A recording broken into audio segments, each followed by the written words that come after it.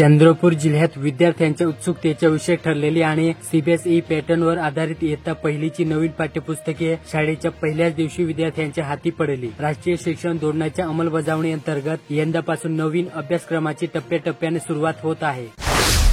भद्रावती येथील नगर परिषदेकडून बाजारपेठ आणि भाजी मंडीसाठी भाडे तत्वावर घेतलेले खासगी जागेचे 49,25,000 रुपये भाडे गेले 8 वर्षापासून थकीत होते। अखेर जागा मालकाच्या तक्रारीनंतर वरोरा येथील दिवाणी न्यायालयाने नगरपालिकेवर जप्तीची कारवाई करण्याचा आदेश दिला। या आदेशाची अंमलबजावणी करताना नगर परिषदेच्या मुख्याधिकाऱ्यांच्या कॅबिनमधील संगणक, खुर्च्या, सोफा आणि वाहन असे एकूण 2,70,000 रुपयांचे साहित्य जप्त करण्यात आले।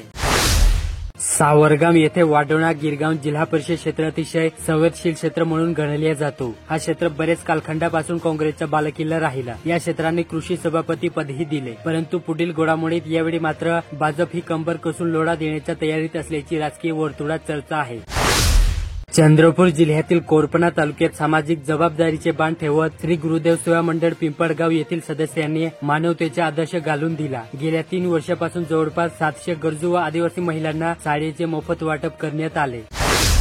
बल्लारपूर तालुक्यात 10वी आणि 12वीच्या परीक्षांमध्ये उल्लेखनीय गुण प्राप्त करून गुणवत्ता ठरलेल्या बल्लारपूर तालुक्यातील एकूण 37 शाळा व कनिष्ठ महाविद्यालयातील राज्य बोर्ड, सीबीएसई व केंद्रीय विद्यालयातील 125 गुणवत्ता विद्यार्थ्यांचा आमदार सुधीर मुनगंटीवार यांच्या हस्ते सत्कार करण्यात आला।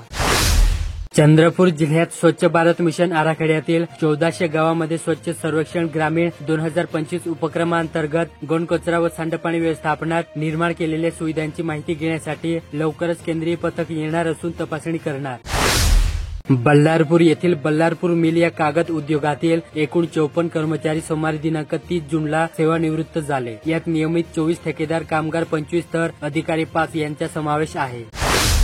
पावसाळ्याच्या आगमनासोबत वातावरणात गारवा येतो, पण याच बदलामुळे मानवाप्रमाणेच आपल्या पाळीव प्राण्यांना, विशेषतः कुत्र्यांना विविध आजाराचा धोका वाढतो। हवामानातील ओलावा आणि साथीच्या रोगामुळे लाडक्या टॉमीची तब्येत बिघडू शकते, त्यामुळे पावसाळ्यात त्याची विशेष काळजी घेणे अत्यंत आवश्यक आहे।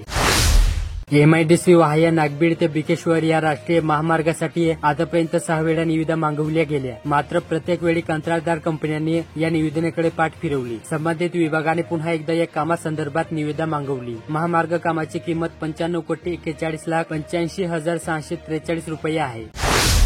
कोरपणा पोलीस ठाण्यात नुकतीच नवीन ठाणेदाराची नियुक्ती करण्यात आली। ठाणे हद्दीत दिवसेंदिवस बकाळत चाललेले अवैध धंद्यावर वचक बसवण्याचे गंभीर आव्हान त्यांना पेलावे लागणार आहे।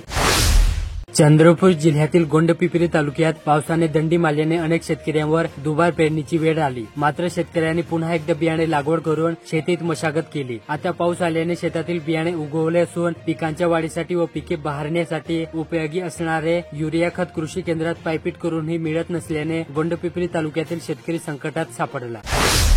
मराठवाड्यात पडलेल्या दुष्काळानंतर मराठवाड्यातील शेकडो कुटुंबे जिवती तालुक्यात स्थायिक झाले, त्यामुळे जिवती तालुका हा मिनी मराठवाडा म्हणून ओळखला जातो। आपल्या मूळ गावी प्रवास करणारे येथील नागरिकांची संख्या मोठ्या प्रमाणात आहे, मात्र मागणी करूनही महाराष्ट्र सरकारने राजुरा, जिवती, यल्लापूर, आदिलाबाद मार्गे थेट बससेवा सुरू न केल्याने येथील नागरिकांना तेलंगणा सरकारने सुरू केलेल्या बसचा आधार घ्यावा लागत आहे।